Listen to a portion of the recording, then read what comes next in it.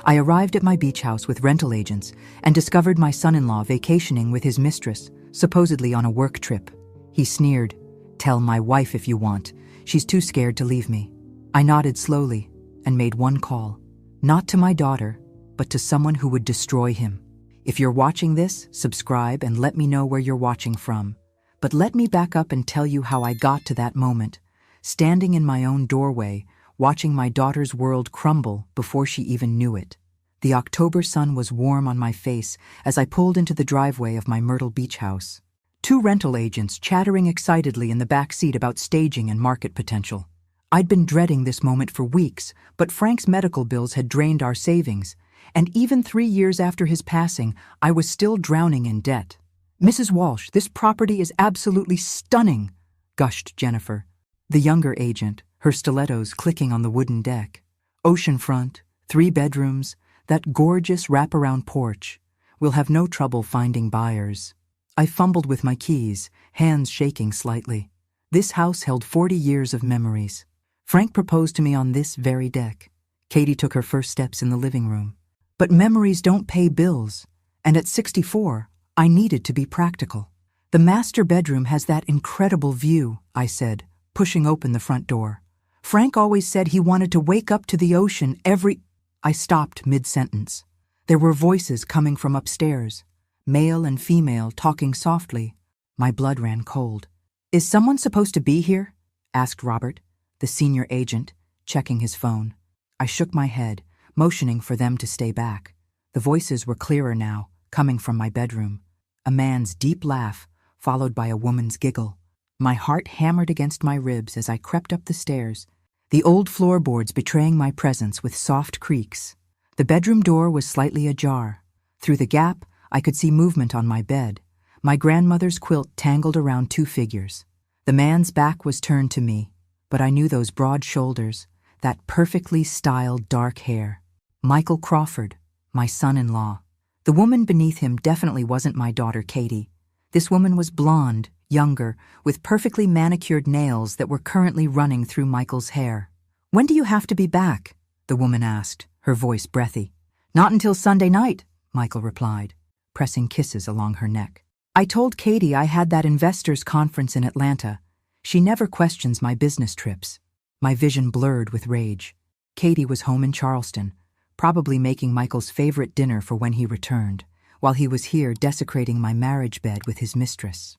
"Michael Crawford," I said loudly, pushing the door open. The scene that followed would have been comedic if it weren't so devastating. Michael jerked upright, his face cycling through confusion, recognition, and panic in rapid succession. The blonde woman, barely older than Katie, scrambled to cover herself with my quilt. "Mrs. Walsh," Michael stammered, grabbing a pillow to cover himself. "I can explain." "Can you?" I crossed my arms, amazed at how calm my voice sounded. "Explain to me why you're in my house, in my bed, with someone who isn't my daughter?" The woman was frantically gathering her clothes.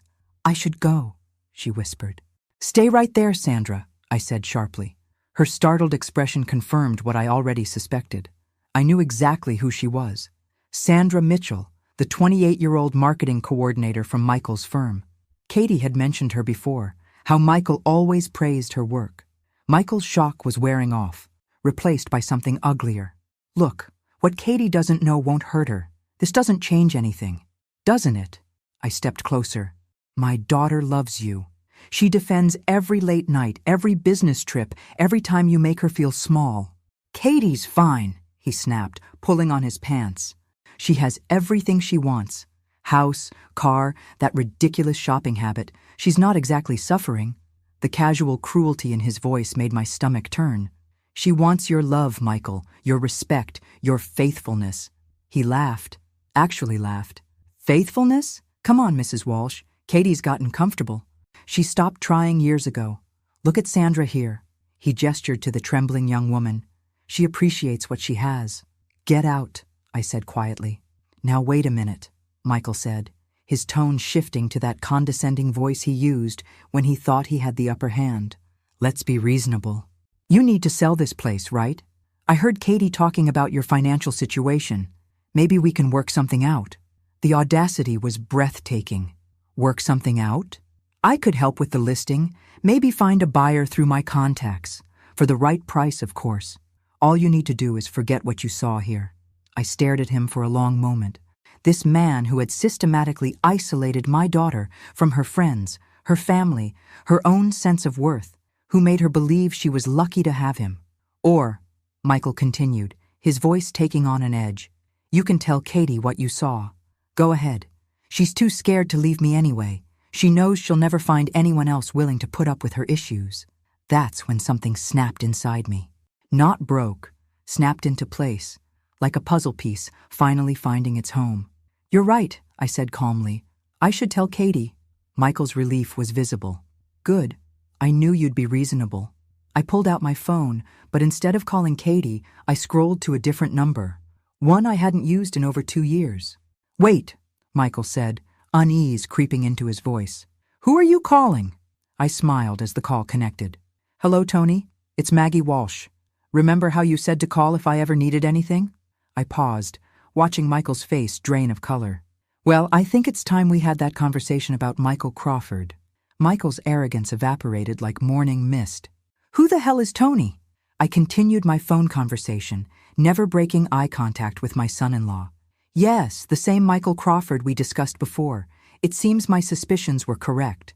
I paused, listening. Wonderful. I'll send you the photos in an hour. Photos? Sandra squeaked from behind the bed. I held up my phone, showing them the pictures I'd snapped while they were too distracted to notice.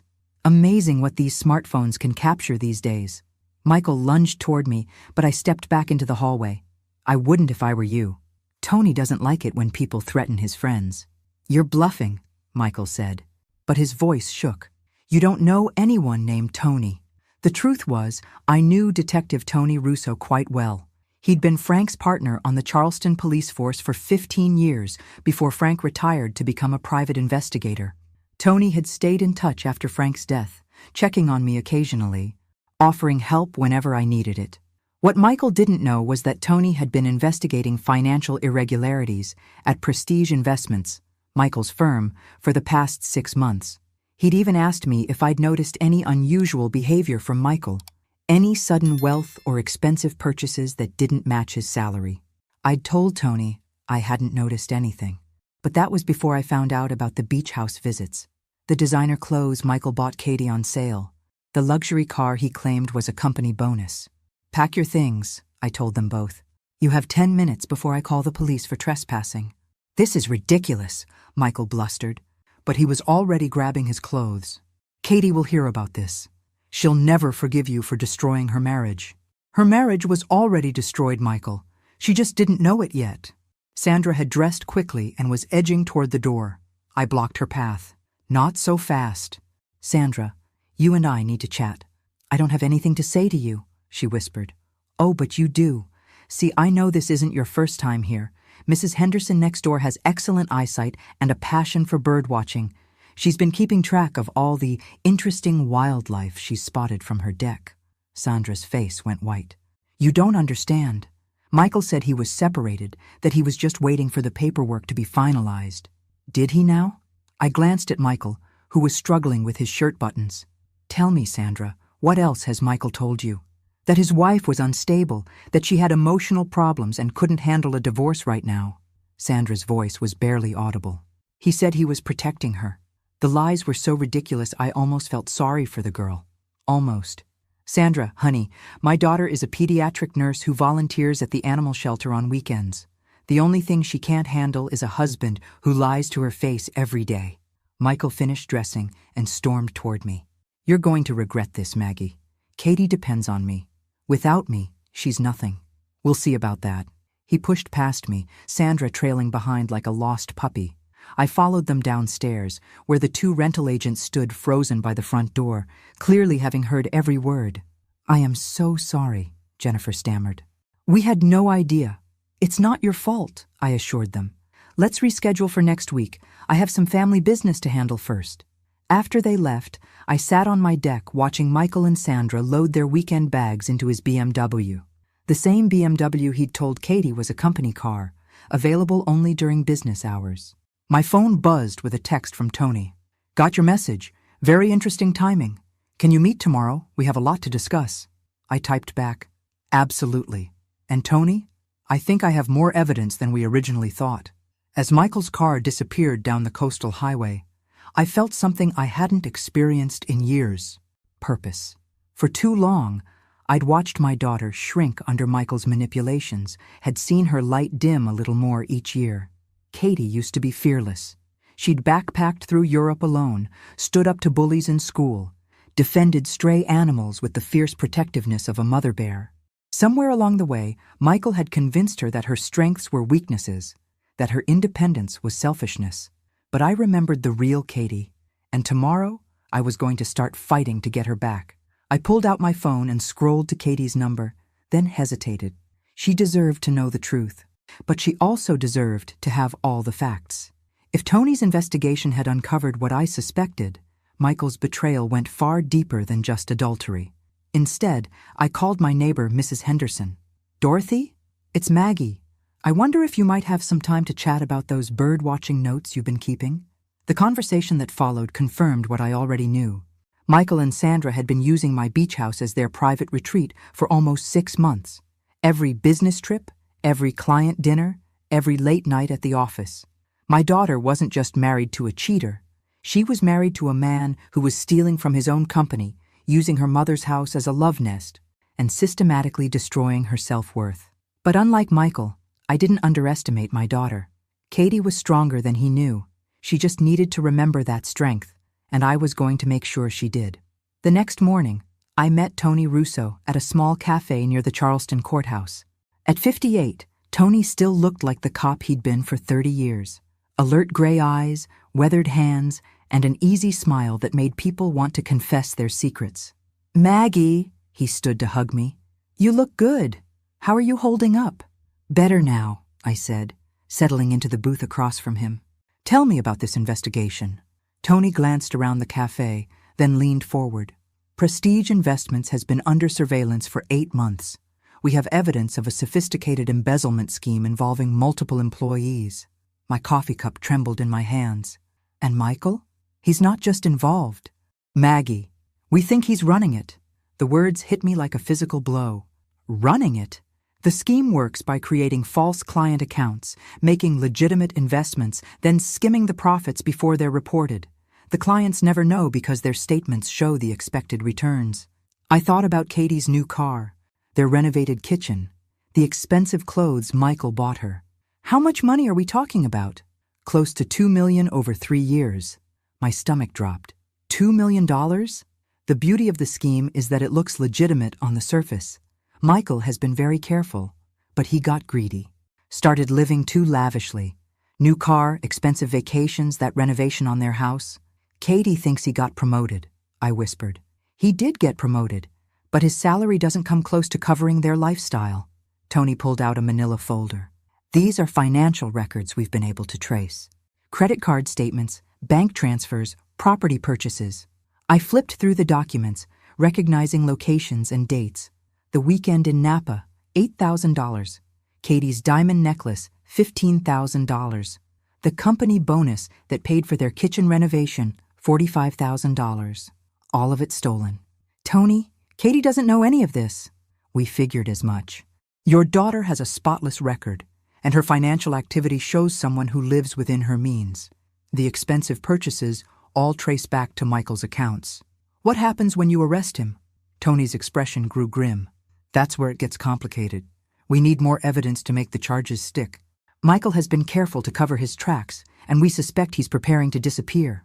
Disappear? New identity, offshore accounts. We've seen it before. These white-collar criminals often have exit strategies. I thought about Sandra, about Michael's casual cruelty toward Katie. And he'd leave my daughter holding the bag. Probably. Her name is on some of the property purchases, joint bank accounts. Even if she's innocent, she could face charges. The rage that had been simmering since yesterday erupted into white-hot fury. Michael wasn't just betraying Katie emotionally. He was setting her up to take the fall for his crimes. What do you need from me? Access to Michael. We need him to make a mistake, get careless. Right now, he's being too cautious. I smiled, remembering the arrogance in Michael's voice yesterday. I think I can help with that. Maggie, This isn't a game. If Michael suspects you're working with us, he won't. Trust me, Tony, I know exactly which buttons to push. That afternoon, I drove to Katie's house, my heart breaking as I pulled into their perfectly manicured driveway. The house looked like a magazine cover, all clean lines and expensive landscaping that screamed success, success built on lies and stolen money. Katie answered the door in scrubs, her blonde hair pulled back in a messy bun. She looked tired, older than her 32 years. "Mom, what a surprise. Come in, come in." She hugged me, and I caught a whiff of that familiar scent, the lavender lotion she'd used since college. "I was in the neighborhood," I lied smoothly. "Thought I'd stop by and see how you're doing." "I'm good. Tired. Work has been crazy, and Michael's been traveling so much lately." She led me into their living room, gesturing to the new furniture. "Do you like the sofa? Michael surprised me with it last week. The sofa probably cost more than Katie made in 2 months." "It's beautiful, honey. Business must be going well." "Oh yes, incredibly well. Michael keeps getting these amazing bonuses. Sometimes I feel like I'm married to a stranger, this successful, important businessman." Katie's laugh had a hollow quality. "Remember when we used to worry about rent money?" I remembered. I also remembered the vibrant, confident woman who used to laugh without reservation. "Katie, can I ask you something?" "Of course. Do you ever miss your old life, before all this success?" Katie's smile faltered. "What do you mean?" "You used to paint. You had that studio apartment with terrible lighting. But you'd stay up until 3 a.m. working on canvases. That was a long time ago, Mom. You were happy. I'm happy now." But she wouldn't meet my eyes. "Are you?" The question hung in the air between us. For a moment, I saw a flicker of the old Katie, the one who never backed down from difficult conversations. "Michael says artistic pursuits are selfish when you're building a life together," she said finally. "He's right. I need to focus on our future." "What about your future, Katie? What do you want?" "I want what we have. Security, stability, a nice home." Her voice sounded rehearsed, like she'd practiced these words in the mirror. "And what does Michael want?" Katie's expression shifted, became guarded. "Why are you asking me this?" "Because I love you, and I see how you've changed." "People change, Mom. They grow up. They realize that dreaming about being an artist doesn't pay the bills. Since when do you care about money?" "Since I realized how hard life can be without it." Katie stood up abruptly. "Would you like some coffee? I just made a fresh pot." I followed her into the kitchen, noting the high-end appliances, the granite countertops, the wine fridge that probably cost more than my car. "Katie, if something happened, if everything fell apart, would you be okay?" She froze, coffee pot in hand. "What do you mean?" "I mean, are you prepared to take care of yourself? Do you have your own savings, your own plans?" "Mom, you're scaring me. Is something wrong? Are you sick?" "I'm fine, sweetheart. I just worry about you depending on someone else so completely." Katie set down the coffee pot and turned to face me. "Michael takes care of me. He makes sure I have everything I need. But what do you need, Katie? Really need?" For a moment, her carefully constructed composure cracked. I saw confusion, fear, and something else, a deep, aching loneliness. "I need to not worry about money," she whispered. "I need to feel safe. I need to know that someone wants to be with me." "Oh, honey." I reached for her, but she stepped back. "Don't. Please don't look at me like that." "Like what?" "Like you pity me." "I don't pity you. I'm proud of you. You're smart, talented, compassionate. You could do anything. Be anything." "I am something. I'm Michael's wife."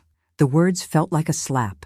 This confident, independent woman had been reduced to an appendage, a reflection of someone else's success. My phone buzzed with a text from Tony. "We may have to move faster than expected. Can you meet tonight?" I looked at my daughter, so fragile despite all the expensive trappings surrounding her.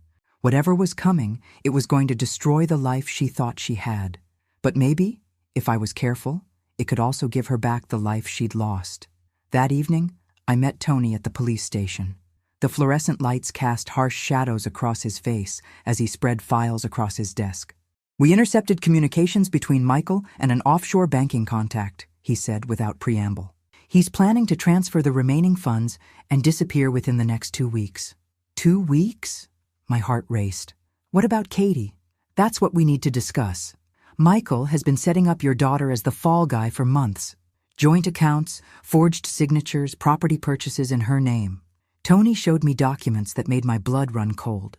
Katie's signature on investment papers she'd never seen. Her name on bank accounts she didn't know existed. Credit cards opened in her name to fund Michael's lifestyle. She could go to prison, I whispered. Not if we build a case showing she was manipulated. But we need evidence of coercion, proof that Michael deliberately deceived her. I can get that evidence. Maggie, no, it's too dangerous. If Michael suspects, he won't suspect. You said it yourself. He's arrogant. He thinks he's smarter than everyone else. Tony leaned back in his chair. What are you thinking? Michael believes Katie is completely under his control. He's also convinced that I'm a harmless old woman who can be bought or intimidated. I smiled grimly. He's wrong on both counts. Explain. Tomorrow is Katie's birthday. I'm going to throw her a party. A party? A surprise party. I'll invite all her old friends, the ones Michael has systematically isolated her from. I'll also invite some of Michael's colleagues from work. Tony frowned. To what end? People talk at parties, especially when they've had a few drinks. Michael will feel pressured to maintain his image as the successful husband. He'll brag, make boasts, maybe let something slip. That's a lot of maybes. There's more. I'm going to tell Michael that I've been having financial troubles, that I need to sell the beach house quickly. I'll ask for his help finding a buyer. And Michael can't resist an opportunity to exploit someone. He'll try to manipulate the sale, probably offer to buy it himself at below market value. When he does, he'll have to explain where he's getting the money. Tony considered this. It could work. But you'd be wearing a wire. Fine. And if he gets suspicious, you call it off immediately. Understood. We spent the next hour going over details, setting up contingencies. As I drove home, my phone rang. Katie's name appeared on the screen. Hi, sweetheart. Mom, Michael told me something weird happened at the beach house yesterday. My grip tightened on the steering wheel. Oh? He said you were there with some real estate agents and you seemed upset about something. He was worried about you. The audacity was breathtaking. I was just feeling emotional about selling the house. You know how attached I am to that place. That's what Michael thought. He offered to help you find a buyer through his business contacts. Did he? He feels terrible that you're struggling financially. We both do. I could picture Michael coaching her on this conversation, feeding her lines designed to make me feel guilty and dependent. That's very thoughtful of you both. Actually, that's why I'm calling. Michael suggested we take you out for dinner tomorrow night, to talk about the house sale and just spend time together. Tomorrow is your birthday. Katie. Oh, right. I forgot. The fact that she'd forgotten her own birthday told me everything I needed to know about her mental state. Well, then we should definitely celebrate. Why don't you both come to my house instead? I'll cook. Are you sure? Michael has been so busy lately. I insist. It's been too long since we had a proper family dinner. After we hung up, I sat in my driveway for a long moment. Tomorrow night, I would begin the process of destroying my daughter's marriage and probably her sense of reality. But I would also begin the process of saving her life. The next afternoon, I spent hours preparing Katie's favorite meal, pot roast with vegetables, homemade rolls, and the chocolate cake I'd made for every one of her birthdays since she was 5. At 6 o'clock, they arrived. Katie looked beautiful in a blue dress I'd never seen before, another one of Michael's expensive gifts. Michael wore a tailored suit that probably cost more than most people's monthly salary. Mom, this smells incredible, Katie said, hugging me. You didn't have to go to all this trouble. It's no trouble, it's your birthday. Michael surveyed my modest dining room with barely concealed condescension. Nice place, Maggie. Very cozy. Thank you. It's not much, but it's home. During dinner, I watched Michael perform his role as the devoted husband. He complimented Katie's appearance, asked about her work, made jokes that weren't quite funny. Katie responded with practiced smiles and grateful looks. It was like watching a play where both actors had forgotten they were performing. So, Maggie, Michael said as I served cake, Katie mentioned you're having some financial difficulties. I wouldn't say difficulties, more like adjustments. Frank's medical bills, you know. Of course, that must be stressful. It is. Especially since I need to sell the beach house quickly. I was hoping to get market value, but the agents say it could take months. Michael's eyes sharpened with interest. What do you consider market value? Well, the comparable properties are selling for around $400,000. But I'd take $350,000 for a quick sale. That's a significant loss. I don't have much choice. The mortgage payments are becoming difficult to manage. Michael exchanged a look with Katie. You know, I might be able to help. I have contacts in real estate investment, people who buy properties quickly for cash. That sounds wonderful. What kind of timeline are we talking about?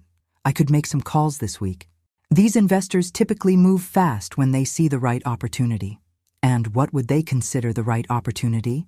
Michael leaned forward, his businessman persona fully activated. Properties that can be acquired below market value and flipped quickly. Your beach house would be perfect for that kind of investment. How much below market value? Well, for a cash sale with quick closing, they'd probably offer around $250,000. Katie looked surprised. Michael, that seems low. Mom, wouldn't that be a huge loss? Sometimes you have to cut your losses, honey, Michael said smoothly. The market is uncertain right now. A bird in the hand, you know. I nodded thoughtfully. You're probably right. $250,000 would solve my immediate problems. I could connect you with the right people, Michael continued. For a small finder's fee, of course, maybe 5% of the sale price. There it was. Michael couldn't resist trying to profit from my desperation. That seems very reasonable, I said. When could we move forward? I'll make some calls tomorrow. These investors prefer to move quickly, so you'd need to be prepared to close within a week or two. That fast? Cash buyers don't need mortgage approvals or inspections. They buy properties as is. Katie frowned. Mom, are you sure about this? Maybe you should get a second opinion. Your mother knows what's best for her situation, Michael said firmly. Sometimes older people need to make practical decisions rather than emotional ones. The condescension in his voice made my jaw clench, but I maintained my grateful smile. You're so helpful. Michael, I don't know what I'd do without you. As they prepared to leave, Michael pulled me aside. Maggie, I want you to know that Katie and I consider you family. We'll always be here to help you navigate these kinds of decisions. I appreciate that more than you know. He squeezed my shoulder in a gesture that probably looked affectionate to Katie, but felt like a threat to me. Family takes care of family, he said. Don't forget that. After they left, I called Tony. How did it go? He took the bait. He's going to try to buy my house for $250,000 through fake investors, then flip it for full market value. Did you get it recorded? I touched the small device hidden in my sweater. Every word. Good. That gives us fraud, but we need more. We need to catch him in the act of transferring the stolen money. Don't worry, I said, looking at the birthday cake Katie had barely touched. I'm just getting started. Tomorrow, phase 2 would begin. The next morning, I called Michael's office and asked to speak with him privately. Mrs. Walsh, his voice was smooth as silk. How can I help you? I've been thinking about our conversation last night, about the house sale. Of course. I've already reached out to some contacts, very promising responses. That's wonderful, but I was wondering, could we meet today? I have some questions about the process, and I'd prefer to discuss them in person. Absolutely. Why don't you come to my office around 2 p.m.? Prestige Investments occupied the top 3 floors of a gleaming downtown Charleston building. The lobby screamed success. Marble floors, crystal chandeliers, and abstract art that probably cost more than most people's cars. Michael met me at the elevator, all smiles and charm. Maggie, welcome to my little corner of the financial world. His office was exactly what I'd expected. Floor-to-ceiling windows, expensive furniture, and photographs of Michael with various wealthy-looking people. A shrine to his own supposed importance. Please sit. He gestured to a leather chair across from his desk. Can I get you coffee? Water? Coffee would be lovely. As Michael buzzed his assistant, I noted the expensive watch on his wrist, the custom-tailored suit, the Italian leather shoes, all purchased with stolen money. So, he said, settling behind his desk, what questions can I answer about the house sale? Well, I was wondering about the timeline. You mentioned these investors move quickly? Very quickly. In fact, I heard back from one of them this morning. He's very interested. That's exciting. What did he say? Michael pulled out a file folder. Props for his performance. He's prepared to offer $240,000 for a cash purchase, closing within 10 days. $240,000. Yesterday you mentioned $250,000. These investors are negotiators, Maggie. They start low and work their way up. but $240,000 is still an excellent offer for a quick sale. I pretended to consider this. And your finder's fee? Given the quick turnaround and the service I'm providing, I think 8% would be appropriate. So Michael was planning to steal $19,200 from me while helping his fake investor steal $160,000. The greed was staggering. That seems fair, I said. But I have to ask, this investor, he has the cash available immediately? Absolutely. These high net worth individuals keep substantial liquid assets for exactly these kinds of opportunities. High net worth individuals? What kind of business is he in?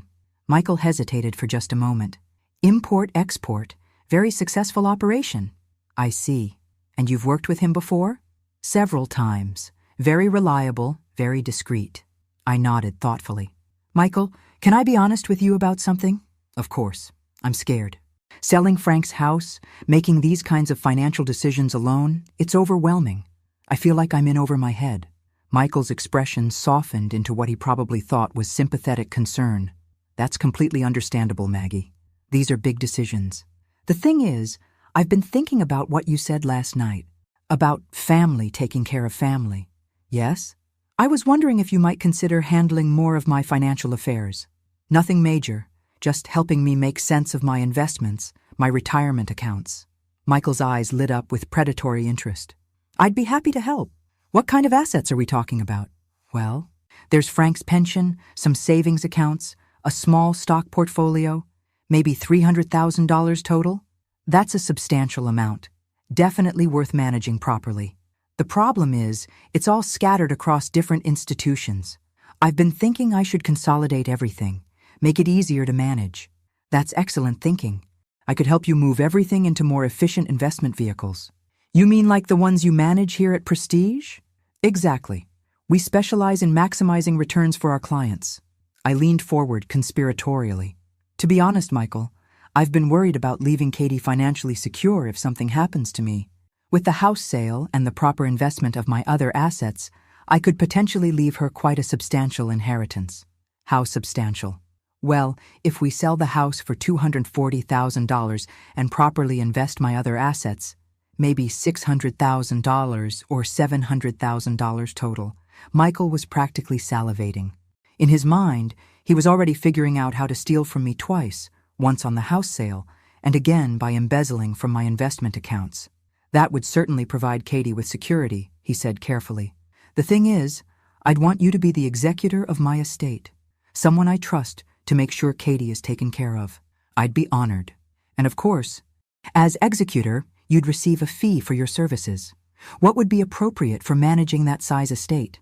Well, executor fees are typically 2 to 3% of the total estate value. So Michael was now planning to steal money from my inheritance too. The man had no limits. That seems very reasonable. Should we start the paperwork? Absolutely. I can have my assistant draw up some preliminary documents this afternoon. I stood up to leave, then paused, as if remembering something. Oh, Michael? There is one other thing. Yes? I've been having some issues with my current financial advisor. He keeps asking uncomfortable questions about my spending patterns, wanting to verify purchases I've made. It's quite intrusive. Michael's demeanor shifted slightly. What kind of questions? Oh, about the home improvements I've made, some of the gifts I've given to family members. He seems to think I'm spending more than my income supports. Some advisors are overly cautious. He even suggested I might need to provide receipts for major purchases to verify their legitimate expenses. Michael went very still. Receipts? Can you imagine? As if I need to justify how I spend my own money. That does seem excessive. I told him I don't keep receipts for family gifts. When I give Katie money for things she needs, it's between family members. None of his business. Absolutely. Family financial arrangements are private matters. I gathered my purse and stood. Well, I should let you get back to work. When can we move forward with the house sale? I'll contact the investor today. We could probably have contracts drawn up by tomorrow. Wonderful. And Michael? Thank you for being so helpful. Katie is lucky to have such a caring husband. Katie is my priority. Maggie, everything I do is for her. As I rode the elevator down, I reflected on the layers of Michael's deception. He wasn't just stealing money. He was positioning himself to steal from me, my daughter, and eventually my estate. But what he didn't know was that Detective Tony Russo was listening to every word through the wire I was wearing. And by tomorrow, we'd have enough evidence to put Michael away for a very long time. The only question remaining was how to protect Katie when Michael's world came crashing down. And I was pretty sure I had a plan for that too. That evening, I drove to Katie's house unannounced. I found her in the garden, pulling weeds with an intensity that suggested she was working through some serious emotions. "Mom?" She sat back on her heels, surprised. "What are you doing here?" "I wanted to talk to you, away from Michael." Katie's expression became guarded. "Why away from Michael?" "Because I think you and I need to have an honest conversation. One we probably should have had months ago." She pulled off her gardening gloves and stood, brushing dirt from her knees. "Come inside. I'll make tea." In the kitchen, I watched my daughter move with mechanical precision, filling the kettle, arranging cups, retrieving sugar and cream. Everything perfect. Everything controlled. "Katie, when was the last time you painted?" "Mom, we've been through this. Humor me. When?" She paused, teacup halfway to her lips. "I don't know. Maybe 2 years ago? What happened to all your supplies? Your easel, your paints? They're in the garage. Michael needed the spare room for his home office. And you were okay with that?" "Of course. His work is more important than my hobby." "Since when is your art a hobby?" Katie set down her cup with more force than necessary. "Since I realized that being a dreamy artist doesn't pay the bills or provide security. You make good money as a nurse. I make decent money. Michael makes real money. And that's more important than your happiness? My happiness depends on feeling secure. Mom, on knowing I'm taken care of." I studied my daughter's face, noting the tight lines around her eyes, the way she held her shoulders as if bracing for impact. "Katie, do you remember what you used to say about money when you were in college?" "That was different. I was young and naive. You used to say that money was just a tool, that the goal was to have enough to do what you loved, not to accumulate wealth for its own sake. People change their priorities, or people get convinced to change their priorities." Katie's jaw tightened. "If you're implying that Michael somehow brainwashed me, I'm saying that the Katie I raised wouldn't sacrifice her dreams for anyone. I didn't sacrifice anything. I made mature choices. Did you? Or did someone make you believe that your dreams were selfish and impractical?" We sat in silence for a moment. Outside, I could hear Michael's car pulling into the driveway. "Katie, I need to ask you something, and I need you to be completely honest with me. Okay? Are you happy?" "Really, truly happy?" Katie's composure cracked slightly. "What kind of question is that?" "The kind that requires an honest answer. I'm content. I have a good life." "That's not what I asked." Michael's key turned in the front door. "I asked if you're happy." "Happiness is overrated," Katie said quickly. "Security matters more." Michael appeared in the kitchen doorway, his smile faltering when he saw me. "Maggie, another surprise visit." "I was just leaving," I said, standing. "Katie and I were catching up." "How nice. I hope you weren't discussing anything too serious." "Just family things," Katie said, avoiding my eyes.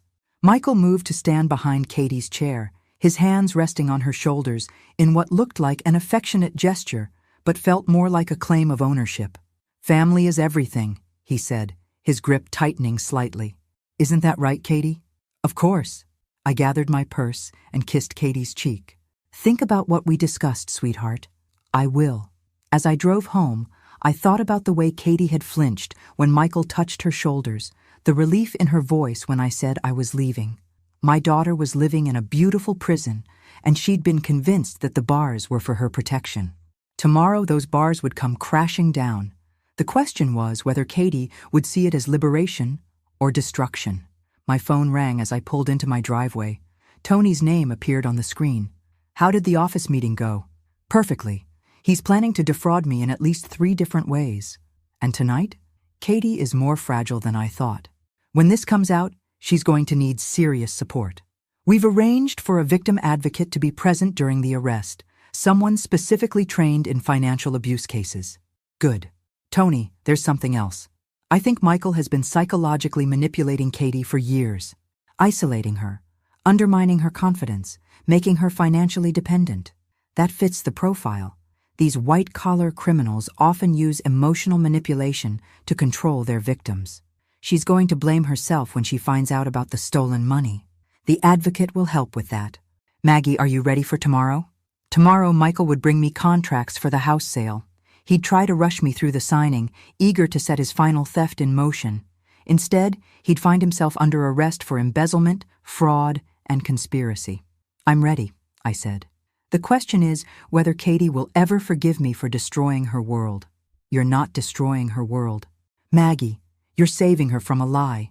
As I hung up the phone, I looked at the photo on my mantel, Katie at her college graduation, paint-stained and radiant, holding up a canvas she'd completed the night before. She'd painted a sunrise over the ocean, all golden light and infinite possibility. Tomorrow, I was going to help my daughter find her way back to that light, even if she hated me for it. The next morning arrived with the kind of crisp October air that made everything feel possible. I dressed carefully in my best navy suit, the one Frank always said made me look distinguished, and positioned the recording device Tony had given me. At exactly 10 a.m., Michael knocked on my door, briefcase in hand, and that practiced smile plastered across his face. Maggie, you look wonderful this morning. Thank you, Michael. Come in, come in. He settled into my living room like he owned the place, spreading contracts across my coffee table with theatrical efficiency. I have excellent news, he announced. My investor friend was so impressed with the property photos that he's prepared to move forward immediately. I leaned forward with what I hoped looked like eager anticipation. How immediately? We could close tomorrow if you're ready to sign today. Tomorrow? That seems awfully fast. Cash buyers don't mess around, Maggie. When they want something, they move quickly. Michael pulled out an official-looking document. This is the purchase agreement. $240,000 cash, as is condition, no inspections, no contingencies. I pretended to study the contract while noting the details Tony would want to hear.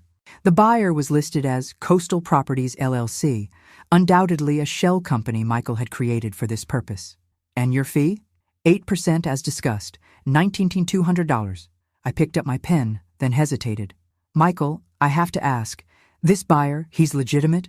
I'm not going to have any legal problems? Absolutely legitimate. I've done business with him many times. And the money? It's legal money? Michael's smile tightened almost imperceptibly. Maggie, what kind of question is that? I'm sorry. It's just that Frank always warned me about deals that seem too good to be true. This isn't too good to be true. It's a fair market transaction. I nodded and signed the first page, then paused at the second. What's this about a cashier's check being held in escrow? Standard procedure. The money gets deposited with a neutral third party until closing. And who is this third party? Prestige Investments has an escrow account for exactly these kinds of transactions. Of course they did. Michael was planning to route the stolen money through his own company's accounts to make it look legitimate. That's convenient, I said, signing the second page. We aim to make things easy for our clients. As I reached for the final page, my doorbell rang. Michael frowned. Are you expecting someone? I don't think so. I went to the window and felt my heart skip. Tony Russo was standing on my porch, along with two other men in suits. Oh my, that's Detective Russo, Frank's old partner. Michael went rigid. Detective? He stops by occasionally to check on me. Frank asked him to keep an eye out. I opened the door with a bright smile. Tony, what a lovely surprise. Good morning? Maggie, I hope I'm not interrupting anything important. Not at all. Come in, come in. Michael Crawford is here, Katie's husband. We're just finishing up some paperwork. Tony stepped into the living room, his eyes taking in the contracts spread across the coffee table. Mr. Crawford, we meet at last. Michael had gone pale. Have we met? Not formally, but I've heard a lot about you. Really? From whom? Tony smiled, but it wasn't friendly. Multiple sources, actually. Mr. Crawford, I'm going to need you to step outside with me. I'm sorry? You're under arrest for embezzlement, fraud, and conspiracy to commit grand theft. The color drained completely from Michael's face. This is ridiculous. You have no idea what you're talking about. We have recorded conversations, financial records, and testimony from multiple witnesses. Tony nodded to his colleagues, who moved to flank Michael. You have the right to remain silent. As Tony read Michael his rights, I watched my son-in-law's carefully constructed world crumble. The arrogance melted away, replaced by panic and desperate calculation. "This is a mistake," Michael kept repeating. "I haven't done anything wrong." "Tell it to the judge," Tony said, cuffing him. "Mrs. Walsh, we'll need you to come to the station later to give a formal statement." "Of course." As they led Michael away, he turned back to me with a look of pure hatred. "You have no idea what you've done. Katie will never forgive you for this." "We'll see about that," I said calmly. After they left, I sat in my quiet living room, staring at the unsigned contracts. In a few hours, Katie would learn that her husband was a criminal and that her mother had been instrumental in his arrest. I picked up my phone and dialed her number. Katie answered on the second ring. "Mom, is everything okay?" "Sweetheart, I need you to come over, right away." "What's wrong? You sound strange." "I'll explain when you get here. Can you leave work?" Yes, I suppose." "Mom, you're scaring me." "I know. Just come, please." 20 minutes later, Katie rushed through my front door, still wearing her scrubs from the hospital. "What's the emergency? Are you hurt? Sick?" "Sit down, Katie." "Oh God, you are sick. What is it? Cancer? Your heart?" "I'm fine, physically, but we need to talk about Michael." Katie's expression shifted from worry to defensiveness. "What about Michael? He was arrested this morning." The words hung in the air like smoke. Katie stared at me as if I'd spoken in a foreign language. "Arrested? For what?" "Embezzlement. He's been stealing from his company for years." "That's impossible." Katie's voice was barely a whisper. "Michael would never. He's successful.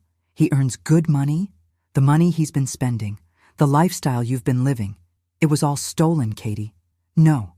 She stood up abruptly, pacing to the window. "No, that can't be right. There's been a mistake."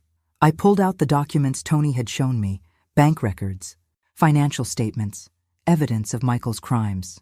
"It's all here, sweetheart. $2 million stolen over 3 years." Katie's knees buckled. I caught her arm and guided her back to the chair. $2 million? Her voice cracked. "But that means the house, the car, my jewelry, all purchased with stolen money." "Oh God!" Katie buried her face in her hands. "I'm going to prison." "No, you're not. The police know you were an unwitting victim." "Victim?" Katie's head snapped up. "I'm his wife. I live in that house. I drive that car. I wear the jewelry he bought me. How can I be a victim?" "Because you didn't know where the money came from." "But I should have known. I should have asked questions, demanded explanations." I knelt beside her chair. "Katie, Michael is a master manipulator. He spent years convincing you that you were lucky to have him, that you couldn't survive without him. Maybe I am lucky. Maybe I can't survive without him." The defeated tone in her voice broke my heart. "Sweetheart, you're one of the strongest people I know. You just forgot that about yourself. Strong people don't get fooled for years. Strong people don't live off stolen money without realizing it. Smart people get fooled by experts, Katie. And Michael is an expert." We sat in silence while Katie processed the magnitude of what had happened. Finally, she looked up at me with red-rimmed eyes. "How did you know? How did you find out?" That was the question I'd been dreading. "I caught him with another woman." "What?" "At the beach house, yesterday morning. He was there with his secretary, Sandra." Katie's remaining composure shattered completely. She doubled over as if she'd been punched, sobbing with the kind of raw pain that comes from the deepest betrayal. "How long?" she gasped between sobs. "I don't know. Several months at least. So while I was making his favorite dinners and ironing his shirts and believing every lie he told me about working late, he was sleeping with someone else." "Yes. In your house. In your bed." "Yes." Katie's sobs turned to rage. "That bastard, that lying, stealing, cheating bastard. There's more, Katie." She looked up, her face streaked with tears. "More? He was setting you up to take the blame for the thefts. Your name is on documents you never signed, bank accounts you didn't know existed. He was going to let me go to prison? He was going to disappear and leave you holding the bag." The rage in Katie's eyes intensified. "How do you know all this?" "Detective Russo, Dad's old partner, has been investigating Michael's company for months. When I told him what I saw at the beach house, we worked together to gather evidence." "You've been investigating my husband?" "I've been trying to protect you." Katie stood up again, this time with purpose rather than panic. "Where is he now?" "In jail, I assume. He'll probably make bail, but his assets are frozen. Good. I hope he rots in there. I was relieved to hear anger in her voice rather than despair. Anger meant she was fighting back. Katie, there's something else we need to discuss. The house, the car, your bank accounts, they're all going to be seized as evidence. I figured. Where am I supposed to live? Here. With me. For as long as you need. Katie laughed, but it wasn't a happy sound. So, I'm back where I started, 32 years old and moving in with my mother. You're starting over, sweetheart. There's a difference. Is there? Because right now it feels like my entire adult life has been a lie. Not all of it. Your work at the hospital, your friends, your art, those were real. My art. Katie wiped her eyes. Michael convinced me it was a waste of time. Michael convinced you of a lot of things that weren't true. For the first time since I'd broken the news, Katie looked thoughtful rather than devastated. Mom, can I ask you something? Anything. Why didn't you just tell me about the affair? Why go through all this elaborate investigation?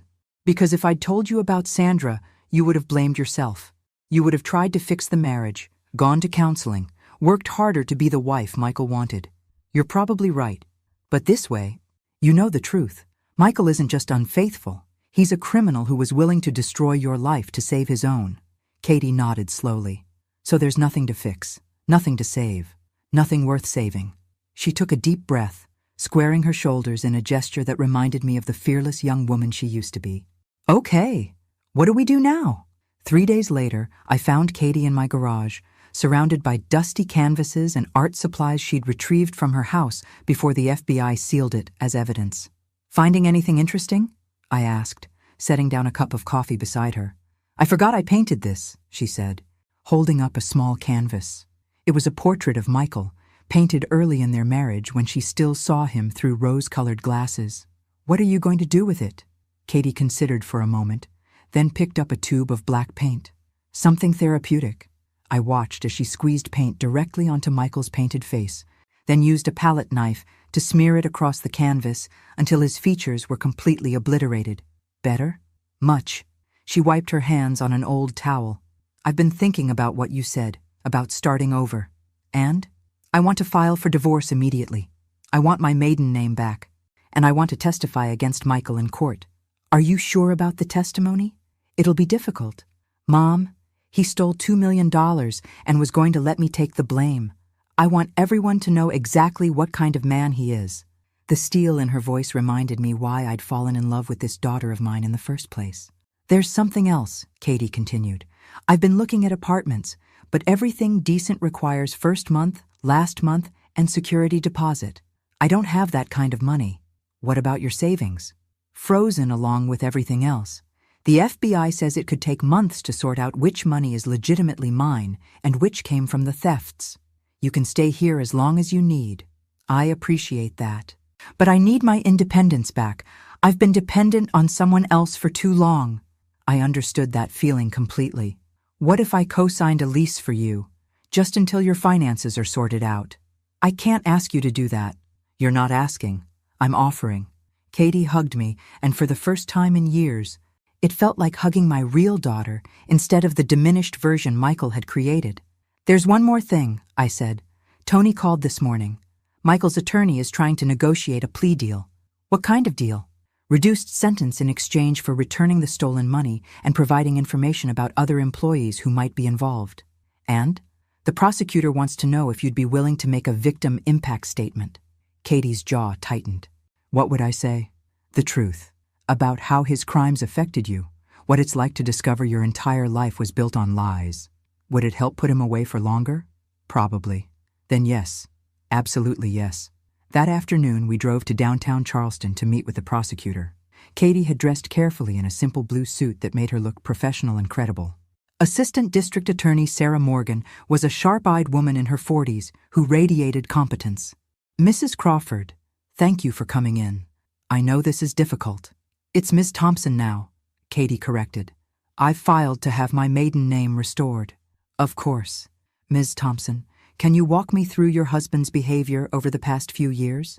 Specifically, any attempts to control your finances or limit your independence? Katie took a deep breath and began to speak. She told Sarah about the gradual isolation from friends, the way Michael had convinced her to quit activities she enjoyed, his insistence on managing all their financial affairs. He told me I was bad with money, Katie said, that I was too trusting, too naive to handle important decisions. Did you believe him? Eventually, yes. He was so confident, so successful. I started to think he was right about me. What about your career? Did he support your work as a nurse? He tolerated it. But he often made comments about how I should focus on our home instead of other people's problems. As Katie spoke, I watched her posture change. She sat straighter, her voice grew stronger, and the defeated woman who'd sat in my living room 3 days ago was replaced by someone who was fighting back. Ms. Thompson, Sarah said finally, if you're willing to testify at trial, your testimony could be crucial in securing a conviction. I'm willing. It won't be easy. The defense will try to portray you as someone who knew about the thefts and chose to ignore them. Let them try. I have nothing to hide. After we left the prosecutor's office, Katie and I walked along the Charleston waterfront. The late afternoon sun painted everything golden, and for the first time in weeks, I felt hopeful. Mom, can I ask you something? Of course. How did you know I was strong enough to handle all this? I stopped walking and turned to face her. Because you're my daughter, and because I remember who you were before Michael convinced you to be someone smaller. I don't feel strong. I feel angry and humiliated and scared. Anger can be strength if you channel it properly, and being scared just means you're smart enough to understand the stakes. Katie nodded, looking out over the harbor where sailboats bobbed in the gentle waves. I want to start painting again, she said suddenly. That's wonderful. Real painting, not just therapy sessions in the garage. I want to take classes, maybe even try to sell some work. What would you paint? Katie smiled, the first genuine smile I'd seen from her in years. Freedom. I want to paint what freedom looks like. The trial began on a crisp Monday morning in November.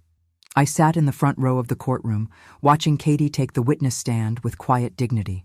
She'd chosen to wear a simple gray dress that made her look both vulnerable and strong.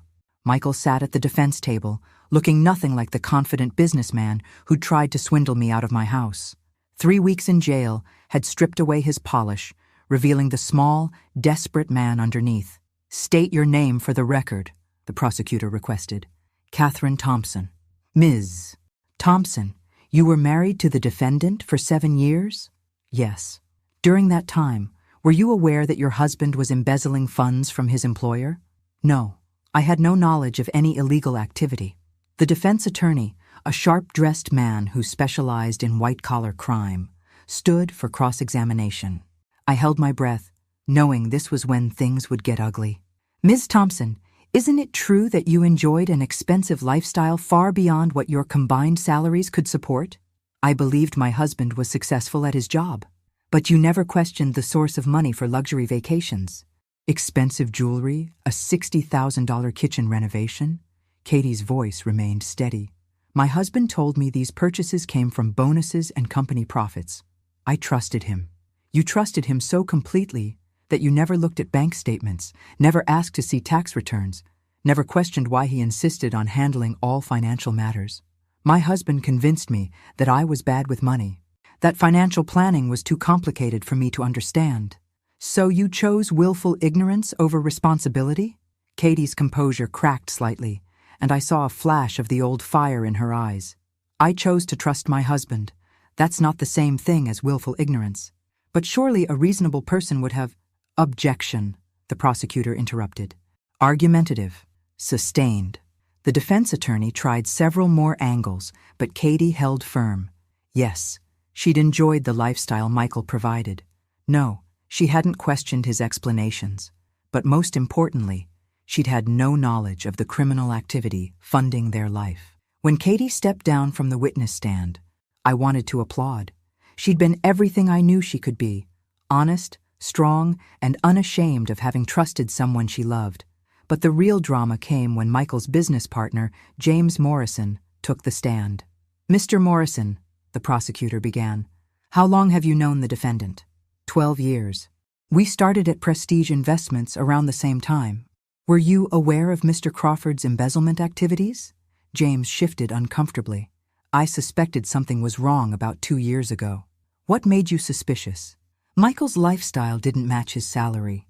He was driving expensive cars, taking luxury vacations, wearing watches that cost more than I make in 6 months. Did you report these suspicions? No. Why not? James looked directly at Michael for the first time. Because he offered to cut me in. A gasp went through the courtroom. This was news to everyone, including the prosecutor.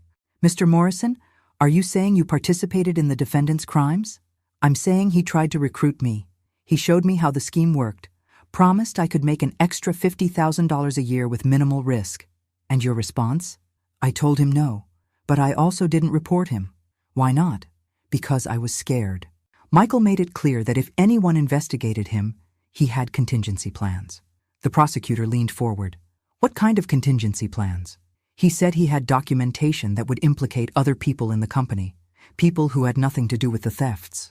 Did he mention any specific names? James hesitated, then looked at Katie in the gallery. He said his wife's name was on enough documents to send her to prison for 20 years. The courtroom erupted. Michael's attorney objected frantically, but the damage was done. Everyone now understood that Michael hadn't just stolen money, he deliberately framed his wife as insurance against getting caught. During a recess, Katie found me in the hallway, tears streaming down her face. Did you hear that? He was planning to blame me from the beginning. It wasn't just about leaving me when he got caught. He was actively setting me up. I heard. How could I have been so blind?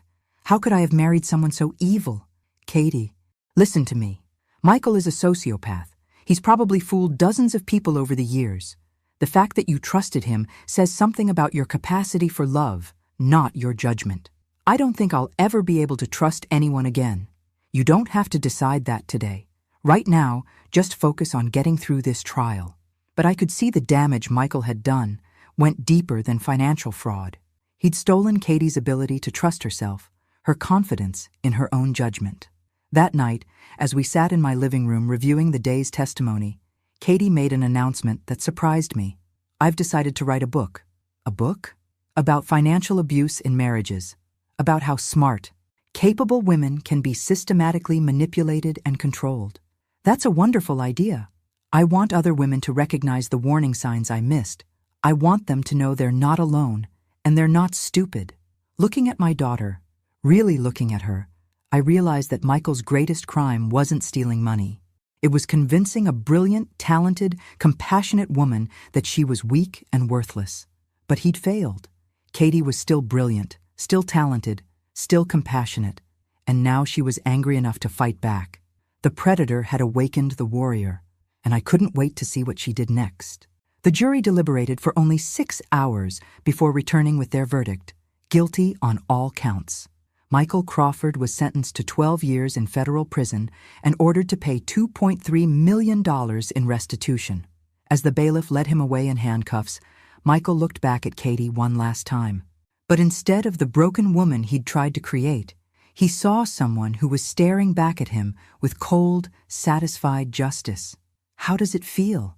I asked Katie as we left the courthouse. Like I can breathe again for the first time in years. 6 months later, I stood in the back of a small art gallery in downtown Charleston, watching my daughter hold court at her first solo exhibition.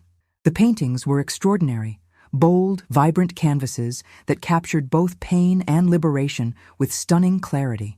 The centerpiece was a large painting titled Breaking Free, a woman emerging from dark, tangled chains into brilliant sunlight. It had sold within minutes of the opening. "Mom, come meet someone," Katie called, approaching with a distinguished-looking man in his 50s. "This is Dr. Marcus Webb. He's been following my story and wants to discuss something with me." Dr. Webb shook my hand warmly. "Ms. Walsh, your daughter is remarkable. Her insights into financial abuse could help thousands of women." "What kind of help?" I asked. "I run a nonprofit that provides legal and financial counseling to abuse victims.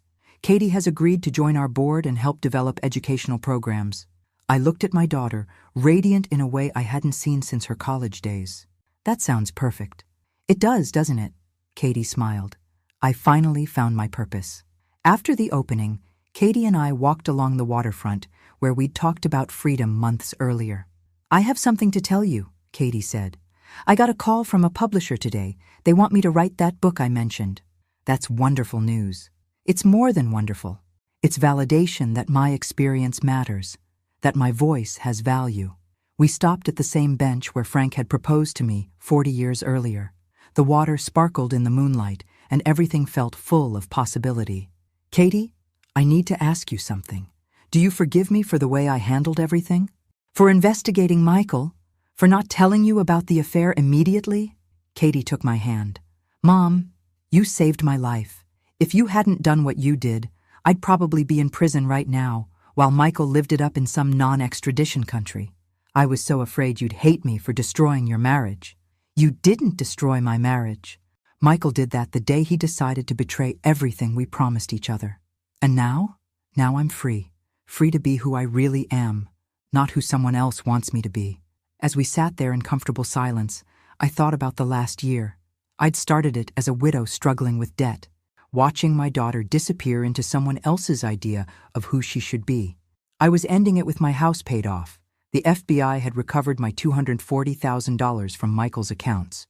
My daughter restored to her true self, and a criminal in prison where he belonged. But the real victory wasn't the money or even the justice. It was watching Katie paint again, laugh again, dream again. It was seeing her remember that she was strong enough to face anything life threw at her. You know what the best part is? Katie said suddenly. What? Michael thought he was so smart, so superior. He thought he could manipulate everyone around him forever. And instead, he was outsmarted by two women he considered weak and insignificant. I laughed. I wonder if he's figured that out yet. Oh, I'm sure he has. 12 years in prison gives a person a lot of time to think about their mistakes. As we walked back toward the car, Katie stopped suddenly. Mom, I just realized something. What? I'm happy. Actually, genuinely happy. I'd forgotten what that felt like. Good. You deserve happiness, sweetheart. So do you. When was the last time you went on a date? I laughed. Katie Thompson, are you trying to set up your 64-year-old mother? Maybe. There's this doctor at the hospital, a widower about your age. Very nice. Loves art. Has a great sense of humor. We'll see. That's not a no. That's not a no. As we drove home, I reflected on the journey that had brought us here. Sometimes protecting the people you love means making difficult choices. Sometimes it means letting them hate you temporarily so they can love themselves permanently. Michael Crawford had tried to steal more than money. He'd tried to steal my daughter's identity, her confidence, her future. But he'd underestimated the strength that runs in Thompson women. We bend, but we don't break. And when we fight back, we fight to win. Thanks for listening. Don't forget to subscribe and feel free to share your story in the comments. Your voice matters.